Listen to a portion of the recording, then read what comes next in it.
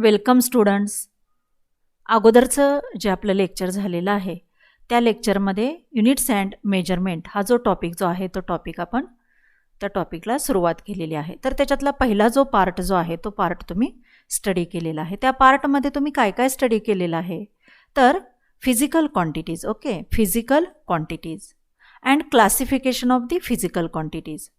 Classification of the physical quantities मध्ये काय काय स्टडी केलेलं आहे तर fundamental quantities and derived quantities, then fundamental units and derived units, and examples of the fundamental quantities and examples of the derived quantities. एवढे जे काही point जे आहेत ते पॉईंट्स तुम्ही अगोदरच्या लेक्चरमध्ये स्टडी केलेले आहेत. आता 2 नंबरचा जो पार्ट आहे युनिट्स अँड मेजरमेंट हा जो पार्ट आहे त्या पार्टमध्ये तुम्हाला काय स्टडी करावं लागणार आहे तर system of units. System of units म्हणजेच काय तर a set of fundamental and derived units is called a system of units. A set of fundamental and derived units is called a system of units. Fundamental units आणि derived युनिट्सचा संच ज्या सिस्टीममध्ये असतो त्या सिस्टीमला काय म्हटलं जातं सिस्टीम ऑफ युनिट्स असं म्हटलं जातं. ओके, आता हे सिस्टीम ऑफ युनिट्स कोणकोणत्या प्रकारचे आहेत, किती प्रकारचे आहेत तर 4 प्रकारच्या. कोणकोणत्या तर CGS, MKS, FES and SI. Okay, CGS system of units म्हणजे काय तर C for centimetre, G for gram and S for second. Okay, म्हणजे CGS सिस्टीम म्हणजे काय तर ज्या सिस्टीम ऑफ युनिट्समध्ये लेंथ जी आहे ती लेंथ सेंटीमीटरमध्ये मोजली जाते, वस्तुमान जे आहे ते ग्रॅममध्ये मोजलं जातं आणि वेळ जो आहे किंवा टाईम जो आहे तो सेकंदमध्ये मोजला जातो. त्याला काय म्हटलं जातं त्या सिस्टीमला CGS सिस्टीम ऑफ युनिट्स असं म्हटलं जातं. आता 2 नंबरची जी सिस्टीम आहे ती कोणती आहे तर MKS system. M for metre, K for kilogram, S for second. म्हणजेच काय metre kilogram second system.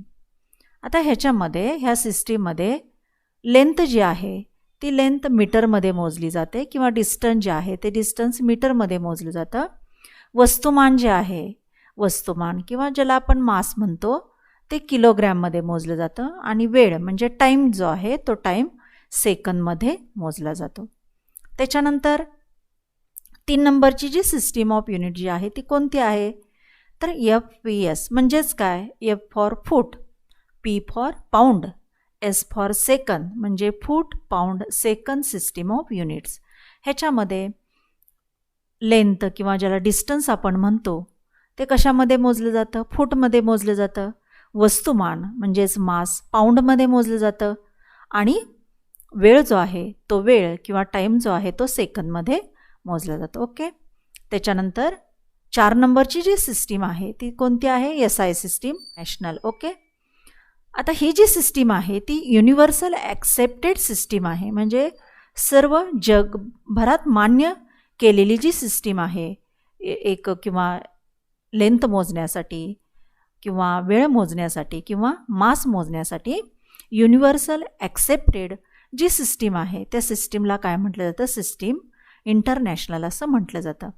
This SI system of unit is used to exchange scientific data between different parts of the world.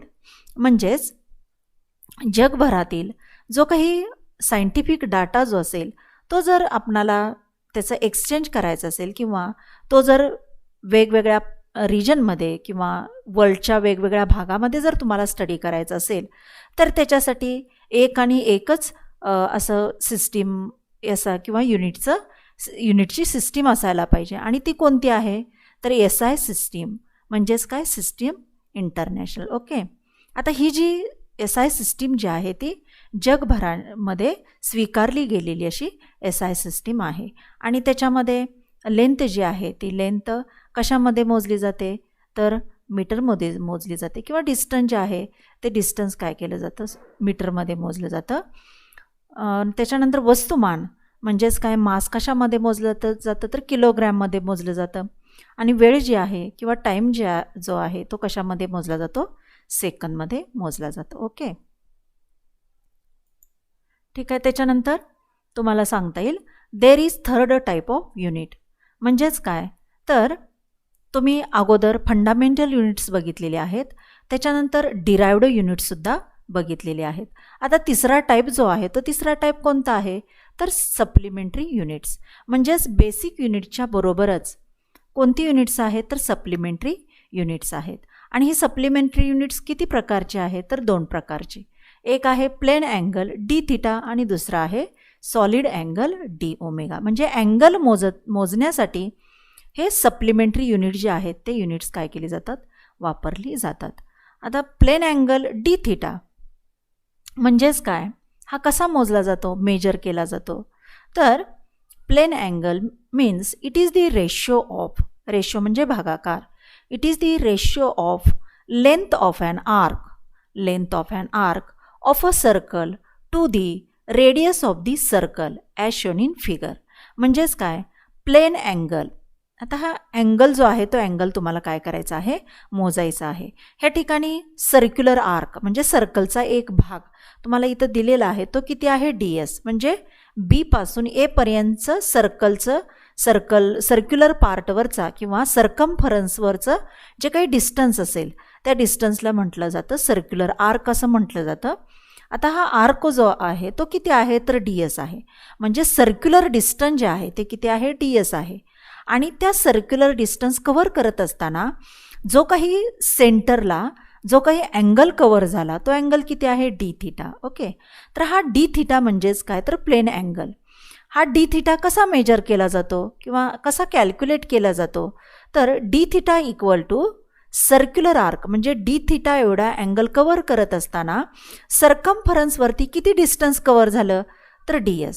म्हणजे D theta equal to ds divided by small R. R म्हणजेच काय, radius of that arc किंवा radius of that circle. ते जे काही circle आहे किंवा तो जे काही सर्क्युलर आर्क जो आहे त्या आर्कची जी रेडियस असेल ती रेडियस किती असणार आहे, आर असणार आहे. म्हणजे D theta equal to ds divided by R. हा जो डी थिटा जो अँगल जो आहे तो अँगल म्हणजे कोणता अँगल, तर it is the angle subtended by the arc at the centre of the circle.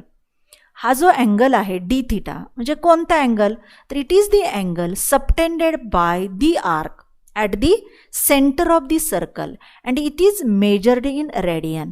हा जो अँगल आहे तो अँगल कशामध्ये मोजला जातो, तर रेडियनमध्ये मोजला जातो. ओके, म्हणजेच काय येणार, D theta equal to ds divided by R. Okay, this is the definition of the plane angle. Okay, next आपल्याला पाहता येईल. Then we see solid angle. Solid angle is denoted by the notation D omega. म्हणजे solid angle हा D ओमेगानी denote केला जातो.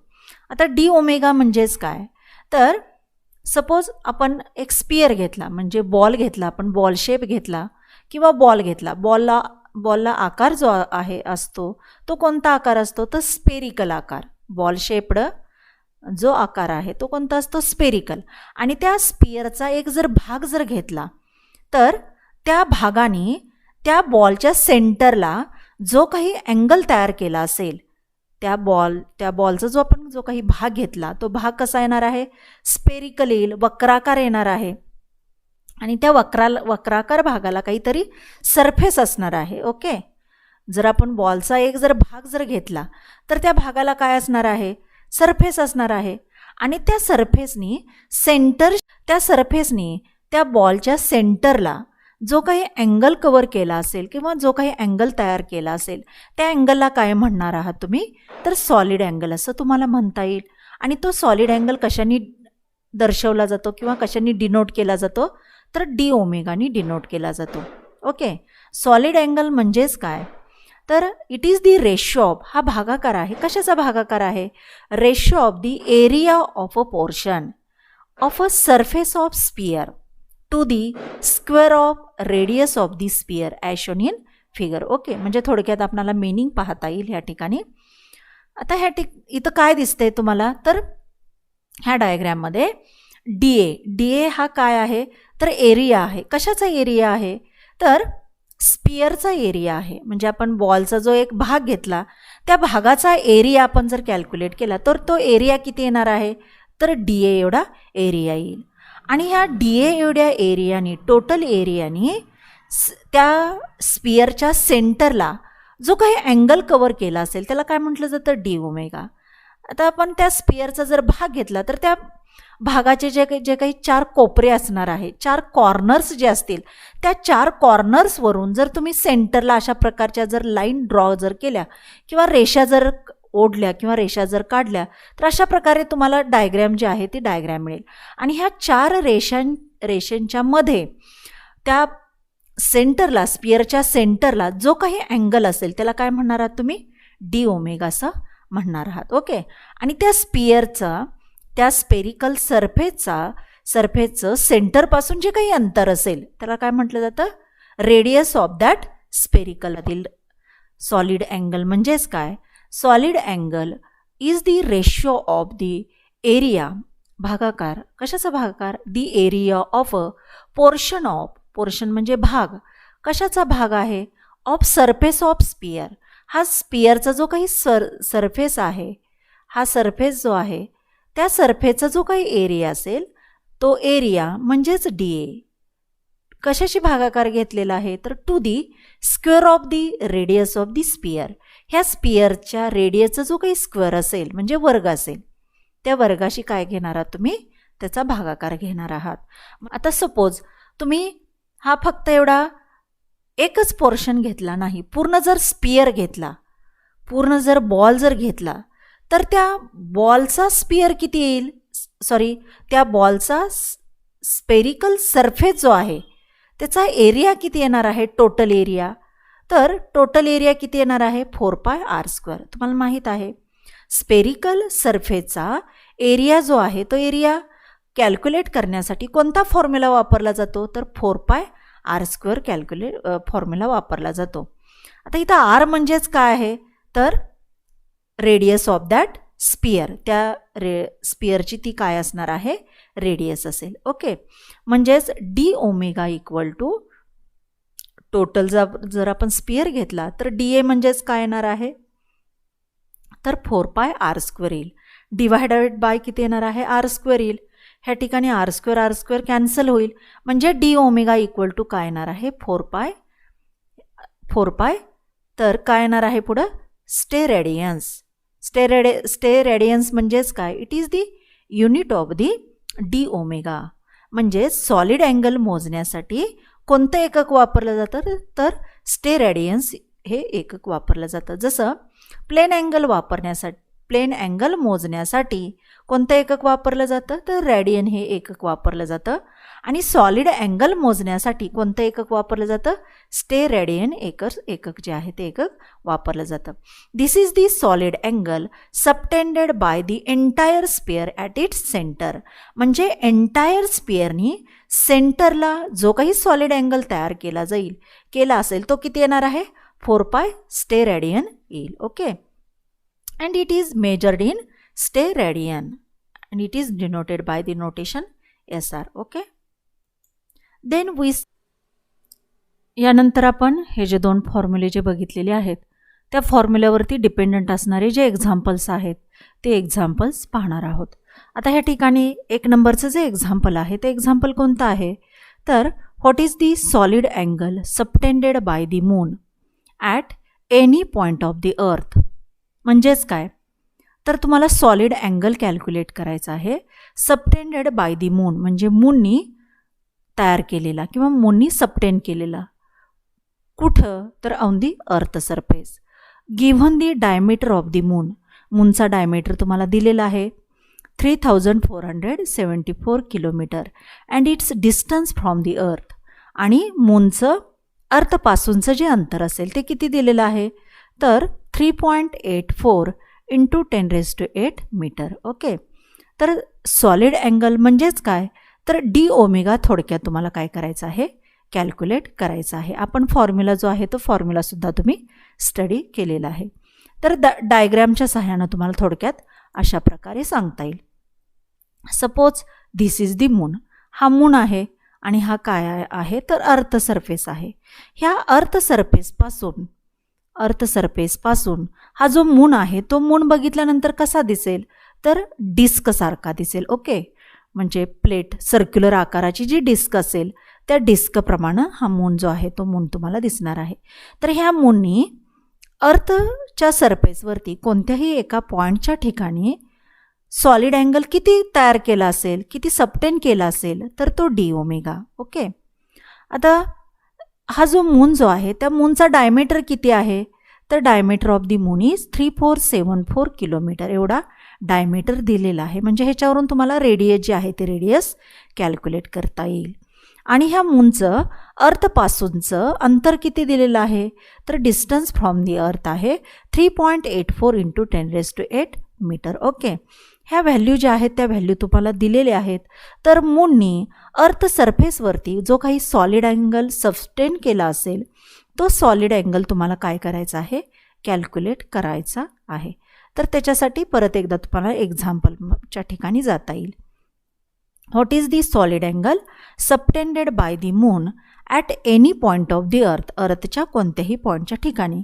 Given the diameter of the moon is 3474 kilometre and its distance from the अर्थ 3.84 into 10⁸ metre. Okay, आता जे काही दिलेलं आहे ते या ठिकाणी तुम्हाला लिहून घेता येईल. गिव्हन डायमीटर ऑफ मून, मूनचा डायमीटर म्हणजे व्यास ज्याला म्हटलं जातं तो डायमीटर तुम्हाला दिलेला आहे तो किती आहे तर 3474 किलोमीटर. ओके, हा आपण काय करायचा आहे तर मीटरमध्ये लिहावा लागेल कारण किलोमीटरमध्ये तुम्हाला कोणतंही डिस्टन्स हे घेऊन चालत नाही तर ते मीटरमध्ये घ्यावं लागेल. म्हणजे किती येणार आहे तर 3474 इंटू 10⁻³ मीटर येणार आहे. कारण 1 किलोमीटर इक्वल टू किती येतात तर 10⁻³ मीटर येतात. ओके, त्याच्यानंतर radius of moon R equal to, मूनची रेडियस किती दिलेली आहे किंवा किती येणार आहे तर हा जो काही डायमीटर जो आहे त्या डायमीटरला जर दोन्ही जर भागलं किंवा दोन्ही जर डिव्हाइड केलं तर तुम्हाला काय मिळणार आहे रेडियस मिळेल म्हणजे त्रिज्या मिळेल. ओके, म्हणजे ही जी काही मीटरमध्ये जी व्हॅल्यू आलेली आहे त्याला काय करणार आहात तुम्ही दोन्ही भागणार आहात. किती व्हॅल्यू तुम्हाला मिळेल मीटरमध्ये तर 1737 इंटू 10⁻³ मीटर मिळणार आहे. दोन्ही डिवाइड केल्यानंतर आपल्याला रेडियस अशा प्रकारे मिळाली आहे. आता distance between earth and moon किती आहे तर तुम्हाला दिलेलं आहे 3.84 इंटू 10⁸ मीटर. म्हणजे आपण रेडियस जी आहे ती रेडियस मीटरमध्ये कन्वर्ट करून घेतली आणि डिस्टन्स जे आहे ती डिस्टन्स अगोदरच तुम्हाला मीटरमध्ये दिलेलं आहे. म्हणजे दोन्हीही डिस्टन्स तुम्ही कशामध्ये कन्वर्ट करून घेतली तर एकाच युनिटमध्ये कन्वर्ट करून घेतली.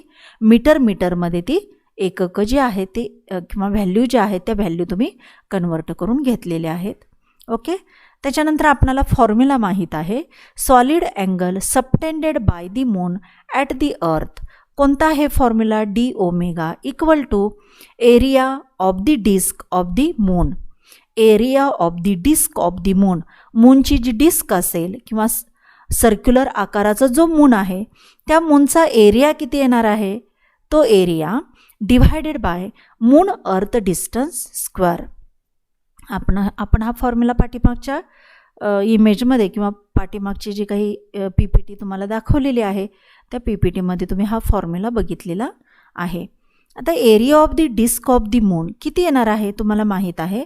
सर्क्युलर आकाराची जर डिस्क असेल, आता मून आपणाला इथून कसा दिसणार आहे तर डिस्कप्रमाणे दिसणार आहे आणि त्या सर्क्युलर आकाराची जी डिस्क जी आहे ती त्या डिस्कचा जो एरिया जो आहे तो एरिया कसा कॅल्क्युलेट केला जातो, कोणत्या फॉर्म्युल्याने कॅल्क्युलेट केला जातो तर πr² कॅल्क्युलेट केला जातो. म्हणजे डी ओमेगा इक्वल टू काय येणार आहे πr² divided by distance square येणार आहे. ओके, मग आता या ठिकाणी पाय इंटू r² म्हणजे रेडियसचा वर्ग. रेडियस किती आहे तर 1737 इंटू 10⁻³ म्हणजे 1737 इंटू 10⁻³ ब्रॅकेट स्क्वेअर येणार आहे म्हणजे πr² divided by distance square. Distance किती आहे मून आणि अर्थमधलं अंतर जे आहे त्या अंतराचा वर्ग येणार आहे आणि ते डिस्टन्स किती दिलेलं आहे तुम्हाला तर 3.84 इंटू 10⁻⁸ ब्रॅकेट स्क्वेअर येईल. ओके, आता ह्या ठिकाणी जर आपण भागाकार जर घेतला, पायची व्हॅल्यू किती येणार आहे तर 3.14 म्हणजे 3.14. 3.14 ह्या ठिकाणी व्हॅल्यू घातली. 1737 इंटू 10⁻³ ब्रॅकेट स्क्वेअर येणार आहे. 3.84 इंटू 10⁸ ब्रॅकेट स्क्वेअर येईल. म्हणजेच काय करणार आहात तुम्ही तर 10⁻³ स्क्वेअर जर केला तर तो किती येणार आहे 10⁻6 येईल. 1737चा जर स्क्वेअर केला तर त्याची एक तुम्हाला काहीतरी व्हॅल्यू मिळेल इंटू 3.14 म्हणजे 3.14 येणार आहे. त्याच्यानंतर डिवायडेड बाय 3.84चा स्क्वेअर करा. ती जी व्हॅल्यू जी आहे तुम्हाला डायरेक्ट स्क्वेअर्स काय करता येतात, लॉग टेबलचं जे पुस्तक आहे त्या लॉग टेबलच्या पुस्तकामध्ये किंवा डायरेक्ट जर स्क्वेअर केला 3.84चा तर तुम्हाला ह्या ठिकाणी 3.84चा स्क्वेअर बघता येईल. 10⁸ जो स्क्वेअर आहे तो किती येणार आहे तर 8चा जो स्क्वेअर आहे म्हणजे 8ला 2ने मल्टिप्लाय केलं तर ती किती येणार आहे 16 येईल. म्हणजे किती येईल 10⁻16 येणार आहे. हे जर सर्व कॅल्क्युलेशन जर तुम्ही करून बघितलं तर ते कॅल्क्युलेशन फायनल किती मिळणार आहे तर 2.045 इंटू 10⁻⁻5 स्टे रेडियन्स. ओके, कारण डी ओमेगा किंवा सॉलिड अँगल जो आहे त्या सॉलिड अँगलचं एकक जे आहे ते एकक कोणतं असतं स्टे रेडियन्स. म्हणजेच तुम्हाला डी ओमेगाची किंवा solid angle subtended by the moon at any point of the अर्थ किती मिळणार आहे तर 2.045 इंटू 10⁻⁻5 स्टे रेडियन्स. ओके, अशा प्रकारे एक्झाम्पल जे आहे ते एक्झाम्पल तुम्हाला या ठिकाणी सोडवता येईल. ठीक आहे. आता नेक्स्ट आपण इमेज जी आहे ती इमेज पाहणार आहात. तुम्ही कोणती इमेज आहे तर relation between radian and degree. आता रेडियन आणि डिग्री म्हणजेच काय तर radian is the unit of angle as well as degree is also unit of the angle. म्हणजे अँगल जो आहे तो अँगल मोजण्यासाठी कोणती युनिट वापरली जातात, कोणती एककं वापरली जातात तर रेडियन अँड डिग्री. ओके, आता ह्या ठिकाणी तुम्हाला दिलेलं आहे तर हे काय आहे तर एक सर्कल आहे आणि हे जे सर्कल आहे त्या सर्कलनी सपोज सर्कलचा हा सेंटर असेल आणि ह्या सेंटरच्या ह्या ठिकाणी जो अँगल जो आहे म्हणजे सेंटरला जो काही अँगल जो आहे तो किती असणार आहे 0 असणार आहे. आणि हा जो पार्टिकल जो आहे सपोज इथं एखादा तुम्ही पार्टिकल किंवा छोटासा एखादा पार्टिकल घेतला तर हा जो पार्टिकल आहे तो पार्टिकल ह्या सर्क्युलर आर्कवरती अशा प्रकारे काय होणार आहे पुढं सरकत जाईल. ओके, ज्यावेळेस ह्या ठिकाणी तो या पोझिशनला किंवा ह्या ठिकाणी पोहोचेल त्यावेळेस त्या पार्टिकलनी सेंटरशी किती अँगल कवर केलेला आहे किंवा किती अँगल सबटेन केलेला आहे, किती अँगल तयार केलेला आहे तर तो किती येणार आहे डिग्रीमध्ये तर 90 डिग्री एवढा येणार आहे.